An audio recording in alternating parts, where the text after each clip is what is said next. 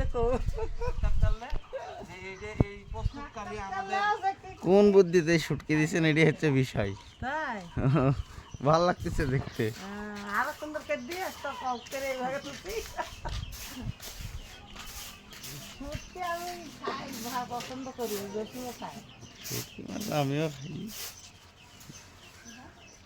এগুলো হলুদ তো মাছি না পড়ে দেখছিস না? ও মাছি পড়তেছে না হলুদের জন্য।